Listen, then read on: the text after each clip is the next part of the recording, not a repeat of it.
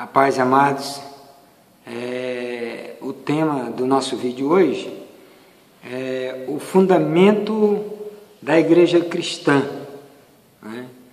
E esse tema é muito interessante, muito importante para a gente compreender e para a gente fazer uma análise de como a gente pode ler a Bíblia para a gente compreender a doutrina de Deus, né? Para que a gente não possa estar nos desviando daquilo que Deus propôs ao homem, né? Ou seja, através da doutrina de Deus, do conhecimento acerca disto, a gente pode estar no centro da vontade de Deus, entendendo que no decorrer de anos e anos e anos, né? A priori, lá no Éden teve esse início, quando o diabo ele tentou fazer com que as pessoas duvidassem da palavra de Deus, ou parte da palavra de Deus, né? Então o diabo, quando foi tentar Eva, ele chegou fazendo uma indagação a fim de que ela tivesse dúvida em sua mente, e disse: é assim que Deus disse, não comereis de toda árvore do jardim? De maneira que a mulher respondeu: não, o que Deus disse é que pode-se comer de todo, menos de uma da árvore, né, que está no meio do jardim. E aí ela veio com a proposta da palavra de Deus genuína, mas no passar do tempo ele a convenceu, colocou dúvida em seu coração a ponto de ela mudar e de ela não acreditar mais naquela palavra que Deus tinha dado, e findou que comeu do fruto, né? E veio a pecar, e por causa disso Adão também e todos os demais após ele. Então a gente já se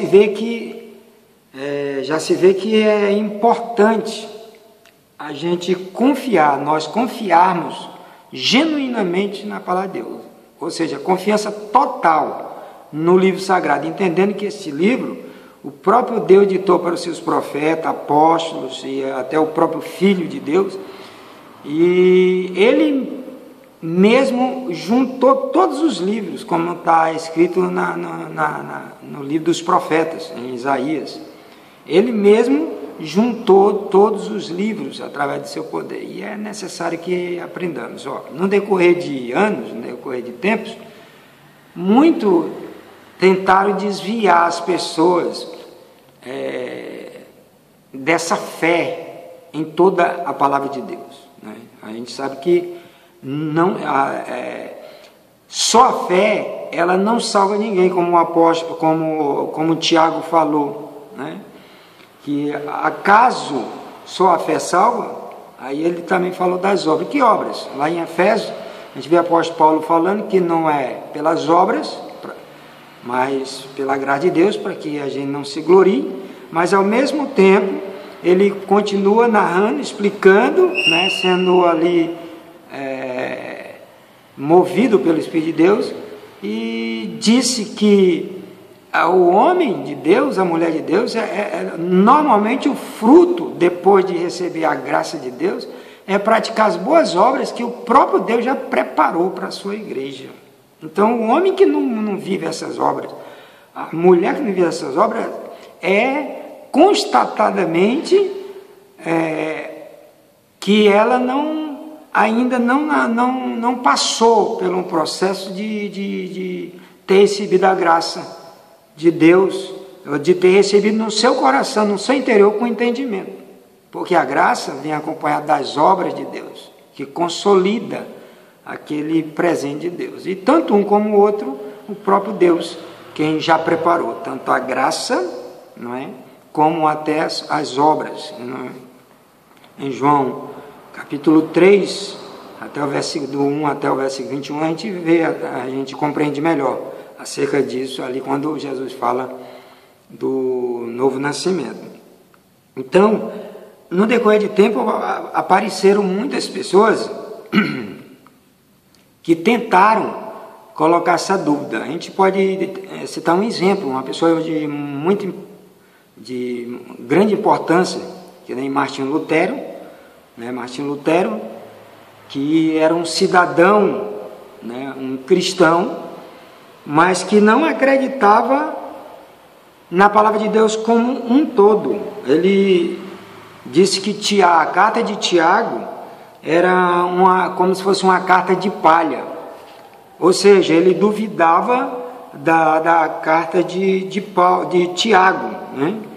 E o livro de Apocalipse ele afirmou que não era apostólico e nem profético, quer dizer, colocou dúvida nas pessoas na sua época, e isso se espalhou a ponto de até hoje ainda mexer na doutrina de pessoas, de mexer no entendimento de pessoas, no conhecimento também acerca da doutrina de Deus, para que as pessoas, através dessas dúvidas, se desviem, né? Como foi o caso dele nessa questão, né? Ele acreditava que a carta aos Hebreus também não era um livro canônico. Ele acreditava que a carta de Judas, que era irmã de Jesus, também não era livro canônico, não tinha nada a ver com o Evangelho. De maneira que ele duvidou, que ele colocou essa dúvida, né, no meio dos cristãos, né, no período onde se iniciou o protestantismo, né, no mundo inteiro. Agora veja só, isso o diabo vem tentando fazer com que as pessoas elas não compreendam e não creiam na Bíblia toda. Tanto que hoje, se você exortar uma pessoa pela palavra de Deus, ela diz que não é Deus que está falando, que é uma pessoa carnal que está direcionando aquela palavra, né? Mesmo que ela seja falada para um grupo, para pessoas, apenas como uma maneira de dar suporte para as pessoas, para fazer uma autoanálise de sua vida, para saber como é que estão espiritualmente, né? De maneira que não é julgamento, mas sim a exposição da palavra de Deus. E uma das coisas muito importantes é as leis da didática de ensino, tanto para o ensino secular, nas faculdades, como até nos grupos,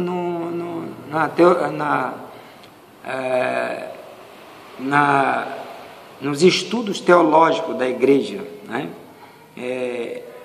Para você ter uma ideia, para você defender a apologética, você tem 4 leis da didática, e eu não vou estar falando aqui das 3, porque para a gente não tem importância nesse momento, mas a 4ª é a lei da totalidade, ou seja, no secular, se uma pessoa ensina português, ela vai ter que compreender mesmo o português, ela vai ter que pesquisar, ela vai ter que se encher do conhecimento acerca do assunto para poder estar apta a ensinar.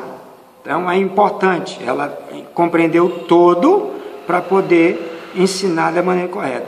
Quanto mais na apologética, quanto mais o ensinamento da palavra de Deus, já que a própria palavra de Deus ela dá resposta para tudo. São poucas coisas que ainda não foi dada a resposta, são poucas coisas que ainda faz com que a igreja tenha indagações. A maioria das coisas são claras, se você juntar todos os textos e deixar eles falar por si mesmos. Então, é importante que entendamos que uma dessas leis é a lei da totalidade. O homem tem que compreender que ele tem que ler a Bíblia toda se ele quiser ensinar, se ele quiser mostrar, se ele quiser falar, se ele quiser derramar, né, a palavra de Deus sem se desviar nem para a esquerda nem para a direita. Ele tem que ter a totalidade.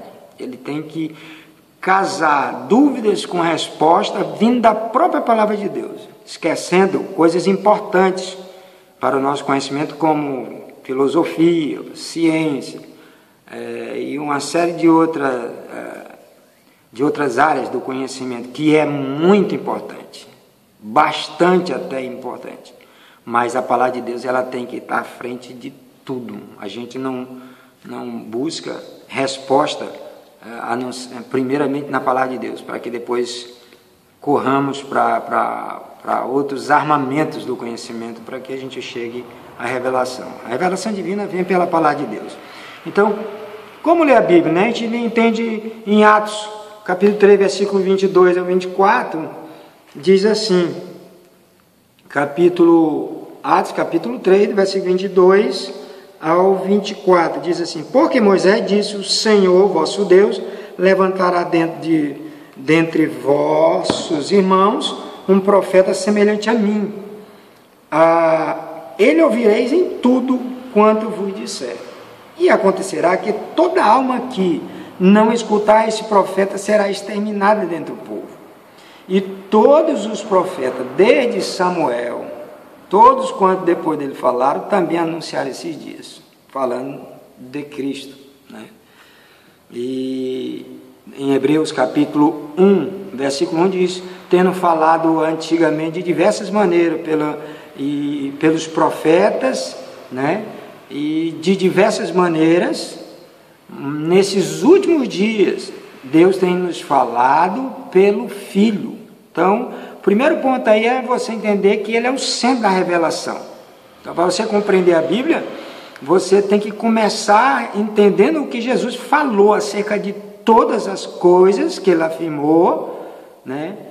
Para que você possa ter um entendimento acerca da doutrina de Deus, acerca do que é necessário para que você seja salvo. Já que em Isaías 53, é falado que ele vai, ele pelo conhecimento, ele salvará a muitos, né? Então o conhecimento tem uma tremenda importância para que as pessoas sejam salvas também, né? Não deixe de não ter a sua grande importância. E em 2 Pedro, capítulo 1, diz assim, capítulo 1, versículo 19 e 20. E temos muito firme a palavra dos profetas, a qual bem fazeis em estar atentos, como a uma luz que alumia em lugar escuro até que o dia esclareça e a estrela da alva apareça em vosso coração. Sabendo primeiramente isto, que nenhuma profecia da Escritura é de particular interpretação. Então, eu não interpreto sozinho a Bíblia. Qualquer um outro não interpreta. O apóstolo Paulo não interpretava a Bíblia, tanto que ele pegava os pergaminhos para fazer pesquisa. Ele aprendeu muitas coisas diretamente com Deus, outras através dos apóstolos, capítulo 9, os primeiros discípulos de Cristo, e estudou bastante, se preparou, se capacitou, né? E lia os livros dos profetas, tanto que ele fez muitas citações. Então, aqui fala que, sabendo primeiramente isso, que nenhuma profecia da Escritura é de particular interpretação, porque a profecia nunca foi produzida por vontade de homem algum, mas o homem santo de Deus falaram inspirado pelo Espírito Santo. Então já sabemos que na doutrina de Deus, primeiramente quem tem a primazia é Jesus Cristo. E 2 Pedro capítulo 3, versículo 15 e 16, diz assim, e tende por salvação e a longanimidade do nosso Senhor, como também o nosso amado irmão Paulo vos escreveu segundo a sabedoria que lhe foi dada. Falando disso, como em todas as suas epístolas, entre as quais há pontos difíceis de entender, que os indoutos e inconstantes torcem e igualmente as outras escrituras para a sua própria perdição. Então, é importante o todo, para que a gente não faça a nossa própria doutrina dizendo que é pela fé. Porque a fé é como diz as Escrituras, aquele que crê em mim, como diz as Escrituras, né?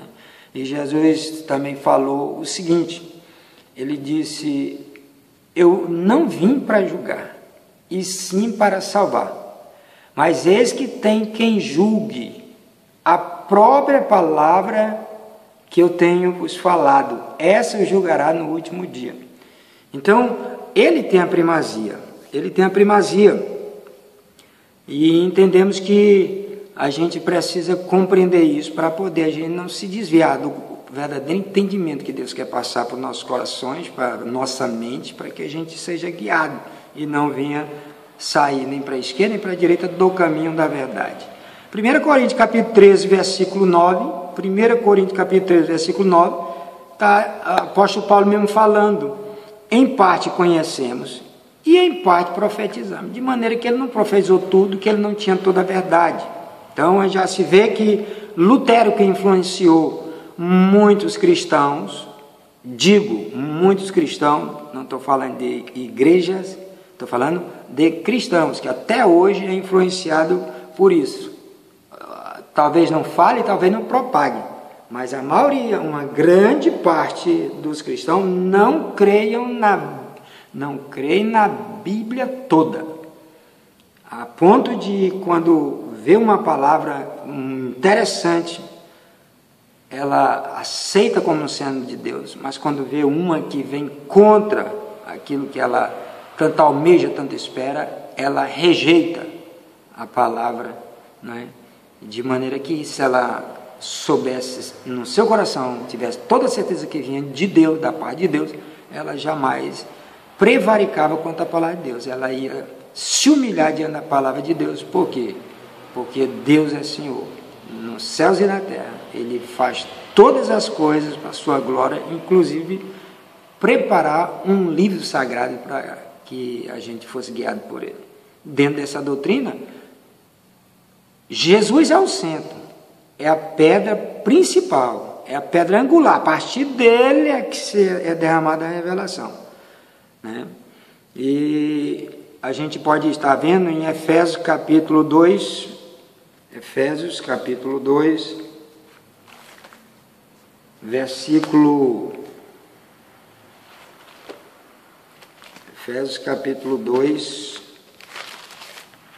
2, versículo 19 e 20, diz assim: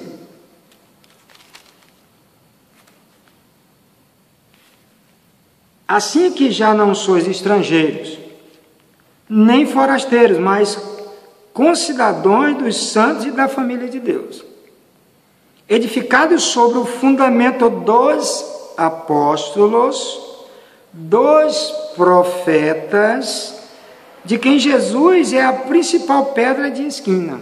Ou seja, ele é sendo o principal, tem a primazia a partir do que ele fala.